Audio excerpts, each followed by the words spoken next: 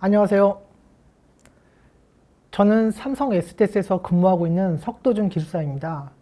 저는 현재 그 대외 프로젝트에서 프론트엔드와 백엔드 개발자로 업무를 수행하고 있는데요. 프론트엔드와 백엔드라는 용어가 좀 생소하실 텐데 오늘 다룰 강의에서 그 해당 내용을 같이 설명드릴 예정입니다. 오늘은 정보 시스템은 어떻게 구성되어 있을까요? 라는 주제로 여러분께 강의를 진행하도록 하겠습니다. 만약 여러분이 인터넷 웹브라우저에서 어떤 웹 시스템에 회원 가입을 한다고 한번 생각을 해보겠습니다. 그러면 회원 등록 팝업 창이 뜰 것이고요. 거기에 예를 들어서 화면에 보이는 것처럼 아이디 그리고 개인의 관심사, 직업이라는 항목을 입력을 하고 회원 등록을 한다고 생각을 해보겠습니다. 만약 테스트0이라는 아이디로 그 아이디를 입력을 하고 그 관심사는 영화 감상, 직업은 회사원이라는 정보를 입력을 하고 회원 등록을 하게 되면은 그 뒷단에 보이는 그 시스템의 서버에 해당되는 아이디, 관심사, 직업 정보가 저장이 돼서 그 회원 가입이 완료가 되게 될 것입니다. 물론 화면단에서 그 회원 정보를 등록하는 부분이 인터페이스라는 그런 기술을 통해서 서버단으로 연계가 되게 되는데요. 이것처럼 사용자가 웹브라우저에서 바로 접하는 부분이 이제 화면단이 되는 거고, 그리고 화면 뒤에 숨어서 사용자가 그 인지를 해주고 있지는 않지만 뒷단에 정보를 저장하고 관리하는 부분이 바로 서버단이 되겠습니다. 이 부분을 다른 용어로 설명을 할 수가 있는데요. 그 방금 말씀드린 사용자가 직접 웹브라우저에서 접하는 그런 바깥에 드러나 있는 부분 화면단을 프론트엔드라고 부르고, 그리고 사용자는 직접 눈으로 볼 수 없지만 뒷단에서 정보와 데이터들이 처리되고 있는 그런 서버단의 부분을 백엔드라고 부르게 됩니다. 그리고 이런 프론트엔드와 백엔드 간의 정보를 주고받기 위해서 주로 REST API라는 인터페이스 기술을 사용하게 됩니다. 그 REST API의 동작 기술에 대해서 간단하게 우선 설명을 드리면, 우선 어떤 데이터를 사용자가 등록하고 수정하고 또 삭제할 수가 있고, 아니면 서버에 저장된 데이터를 조회할 수 있는, 보통 이렇게 등록, 수정, 삭제, 조회 4가지 행위를 하게 되는데요. 등록의 경우에는 포스트, 수정의 경우에는 풋, 삭제의 경우에는 딜리트, 조회의 경우에는 get이라는 메소드를 사용해서 서로 화면과 서버 간의 인터페이스를 하게 됩니다. 그럼 화면 단인 프론트엔드에 대해서 간단히 살펴볼까요? 프론트엔드는 사용자가 직접 상호작용하는 웹사이트나 앱의 부분을 말하는데요. 즉 사용자 UI, UX라고 보이는 인터페이스를 구성하고 설계하고, 사용자가 화면단에서 입력, 수정, 삭제, 조회하는 그런 입력, 흔히 말하는 이벤트라 불리는 행위들을 처리하는 부분을 말한다고 보시면 될 것 같습니다. 이런 프론트엔드를 구성하고 개발하는 기술에는 아래와 같이 리액트, 뷰, 앵귤러 같은 프레임워크가 주로 사용을 되고 있는데요. 현재 전 세계적으로는 리액트랑 뷰라는 프레임워크 기술이 가장 범용적으로 사용이 되고 있습니다. 저도 현재 이제 회사에서 수행하고 있는 프로젝트에서는 그 리액트라는 그 프론트엔드 프레임워크로 개발 업무를 수행하고 있습니다. 그럼 다음으로 정보를 저장하고 관리하는 백엔드는 무엇일까요? 백엔드는 사용자에게 보이지 않지만 그런 어플리케이션, 응용 프로그램의 핵심적인 기능을 담당하는 부분이라고 보시면 되겠습니다. 데이터를 저장하고 관리하는 데이터베이스 관리라던가 아니면 서버 관리, 그리고 어플리케이션이 처리되기 위해 비즈니스 목표를 구현한 그런 비즈니스 로직 처리 등을 구현하고 담당하고 있고, 프론트엔드와는 다르게 뒷단에 서버단에서 실행되는 코드로 구성된다고 보시면 되겠습니다. 백엔드 프레임워크는 아래 보시는 것처럼 Node.js, 장고, 플라스크, 스프링 이렇게 주로 네 가지가 범용적으로 사용이 된다고 보시면 되겠는데요. 제가 생각하기에는 스프링이 아주 범용적으로 많이 사용되는 백엔드 프레임워크라고 생각이 됩니다. 그럼 프론트엔드와 백엔드 간의 인터페이스가 가장 중요할 텐데 그 프론트와 백엔드 간 인터페이스로 주로 사용되고 있는 REST API에 대해서 한번 살펴보겠습니다. REST의 영어 약자를 한번 설명을 드리면 Representational State Transfer의 약자인데요. 이는 자원을 이름으로 구분해서 해당 자원의 정보를 주고받는 아키텍처를 의미합니다. 즉, 웹상에서 데이터를 주고받기 위한 표준화된 방식이라고 보시면 되는데요. 아까 저희가 이제 회원 등록을 한다거나 아니면 그 회사 정보를 등록한다거나 그럴 때 이제 회원 정보, 회사 정보 그런 정보들을 자원이라고 정의를 하고 그 자원에 대해서 등록, 수정, 삭제, 조회 이런 네 가지의 이벤트를 통해 데이터를 인터페이스하고 관리하는 영역이라고 보시면 되겠습니다. REST API의 동작 방식에 대해서 살펴보겠습니다. REST API는 HTTP 프로토콜을 기반으로 하고 있는데요. 주로 유니폼 리소스 아이덴티파이어라고 칭하는 URI로 지정한 자원에 대해서 CRUD, 즉 등록, 수정, 삭제, 조회 작업을 아까 서두에서 말씀드린 것처럼 HTTP 요청 방식인 POST, GET, PUT, DELETE 순으로 수행을 하면서 동작을 하게 됩니다. 각각의 그 HTTP 요청을 수행하면서 그 사용자에게 HTTP 상태 코드를 포함한 응답을 반환해서 이 해당 자원에 대한 행위가 성공했는지 실패했는지 그런 부분을 또 핸들링 할 수 있게 그 기능을 제공을 하고 있습니다. 그럼 REST API 특징은 어떤 게 있을까요? 우선 플랫폼 독립적입니다.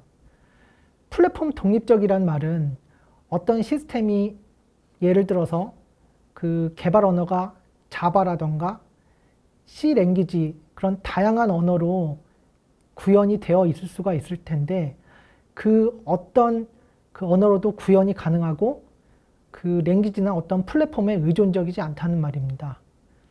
그리고 다음으로 표준화된 방식을 제공을 하고 있습니다. 그 HTTP 메소드와 URI를 이용해서 자원에 대한 그런 작업을 명확하게 지정할 수 있다는 장점이 있습니다. 마지막으로 확장성인데요.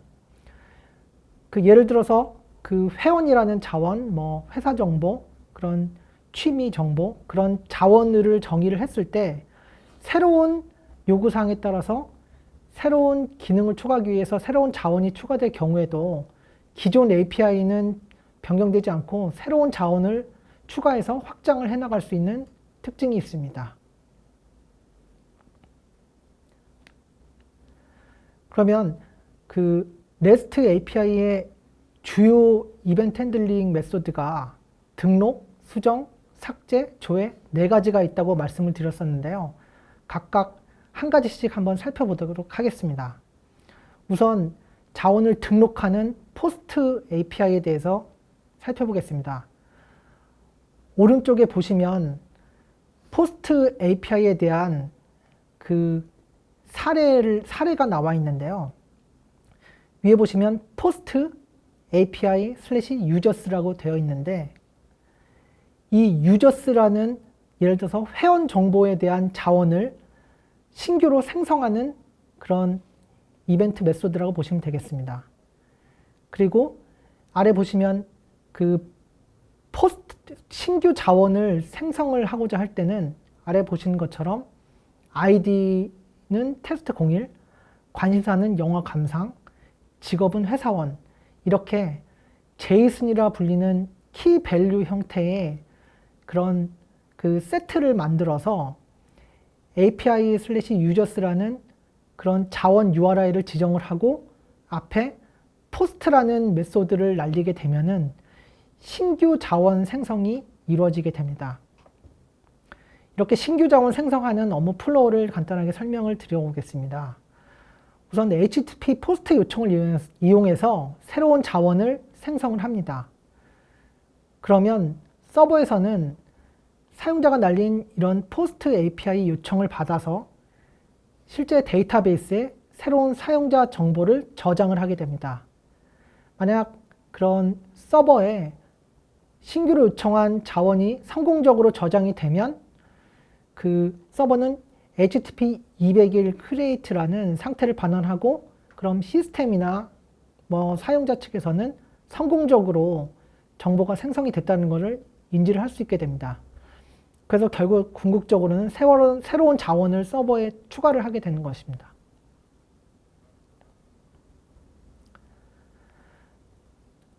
그 정보를 등록을 한 이후에 경우에 따라서 그 정보를 수정을 할 수가 있겠죠.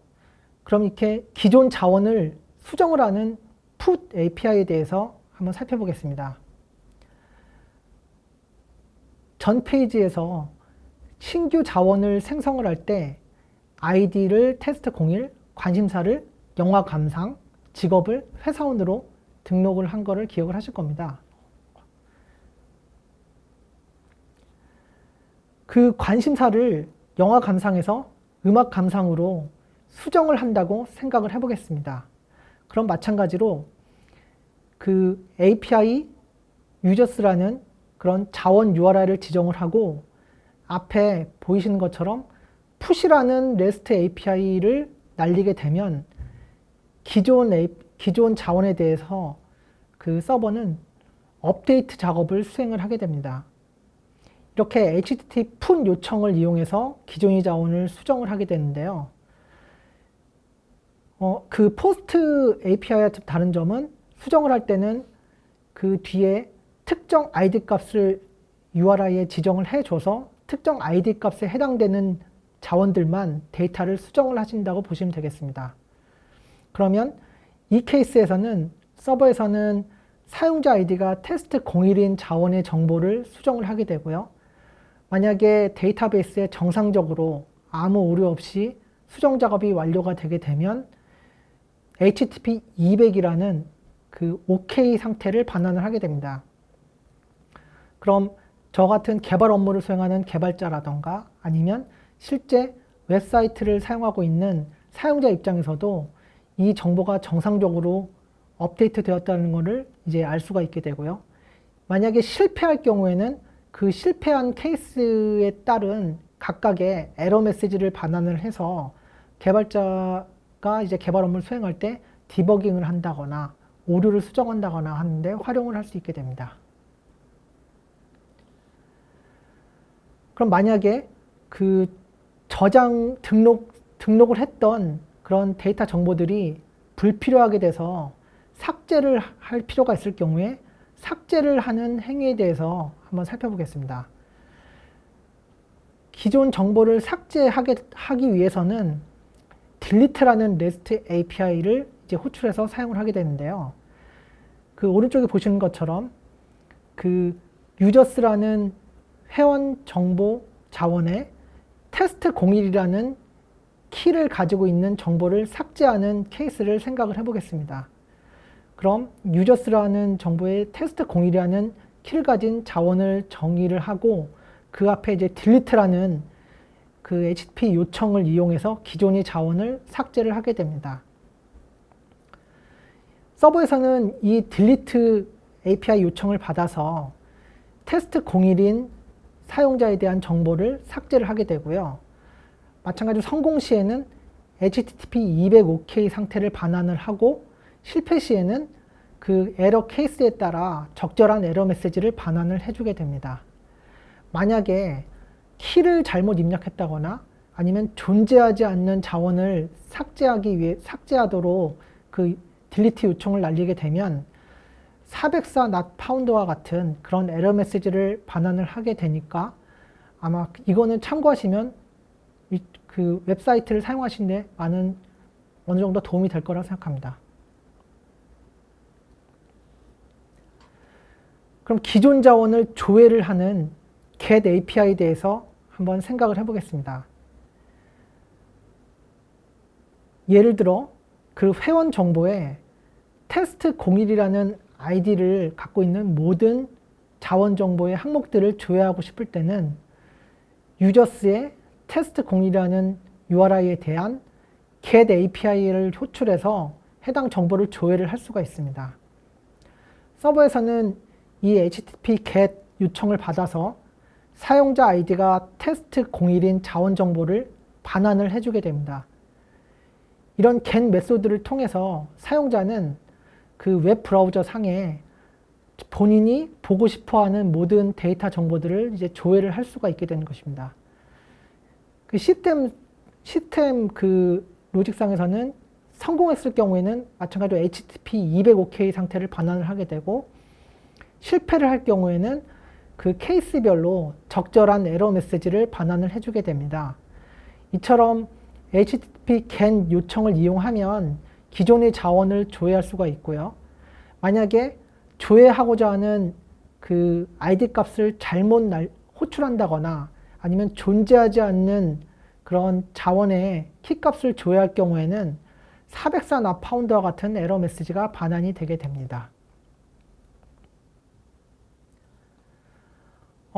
지금까지 정보 시스템의 구성이 크게 화면단을 나타내는 프론트엔드, 그리고 그 서버단의 로직을 처리하는 백엔드, 그리고 프론트엔드와 백엔드 사이에 정보를 인터페이스하고 커뮤니케이트하는 데 사용하는 그 REST API 기술에 대해서 간단하게 설명을 드렸는데요. 그럼 만약에 소프트웨어 개발을 할 경우에 그 개발자의 유형은 어떤 식으로 나뉘는지 한번 소개를 드리겠습니다.